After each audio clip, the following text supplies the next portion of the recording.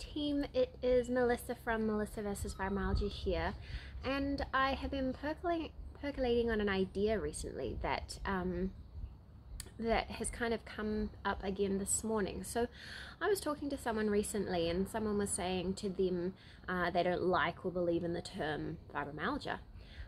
And that started me thinking about terms and using the word fibromyalgia, and the fact that fibromyalgia is a wastebasket diagnosis, and it is a syndrome that incorporates a lot of symptoms, but I don't really mind whether it is called fibromyalgia or not, or what we call it.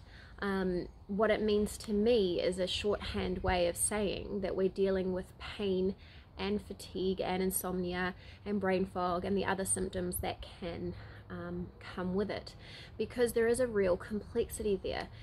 Just looking at chronic pain or just looking at chronic fatigue doesn't give us the answer. I was reading a book the other day, Yoga for Chronic Pain, and it is a real different beast looking at yoga for just chronic pain versus yoga for fibromyalgia, because we are dealing with pain and mobility issues, and fatigue is a really big thing, and they are complex and they work together. And so I think it's really useful, and we need a shorthand way to say it, and so fibromyalgia is the way to say it. But it is really interesting talking about language and how we label things. And I was listening to a podcast this morning about accessibility, particularly in yoga, starting with your language, and that perhaps persistent pain is a more empowering way of putting it instead of saying chronic pain. And I've always had that kind of tension. I haven't wanted my blog to be called fibromyalgia. I would rather be working toward wellness than away from being sick. But of course, what's the point in writing a blog and sharing content if no one can find it? And if I don't use the word fibromyalgia, no one can find it. But again, it comes back to that, we use fibromyalgia because we mean chronic pain and chronic fatigue and all those other symptoms. So it's really interesting, but what I would like to do is start a dialogue. I'd love to know your thoughts around language, and whether you use the word fibromyalgia, whether you mind if it's called persistent pain or chronic pain or something else.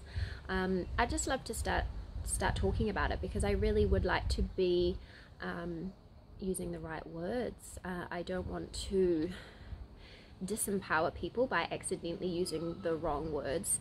It literally, you have to label stuff and you have to use words.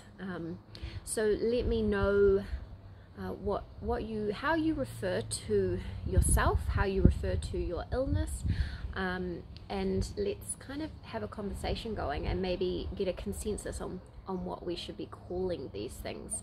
Let me know if you've also had any experience with people trying to say they don't believe or like the word fibromyalgia, and how you deal with it. A lot of the times it should be just water off a duck's back, because that person doesn't really matter. It's really got nothing to do with most of the people who have these opinions. So that might be a suggestion for you, is just to avoid the people that want you to be trying to explain these things. But let me know in the comments below, and come and chat in the Melissa versus Chronic Pain, Fatigue, Fibromyalgia Facebook group. That's where we do a lot of talking together. I do a lot of percolating there, and we share the journey together, and I really love it. It's been really amazing to have the group. So do come and take advantage if you are not already in the group, and I will talk to you again soon.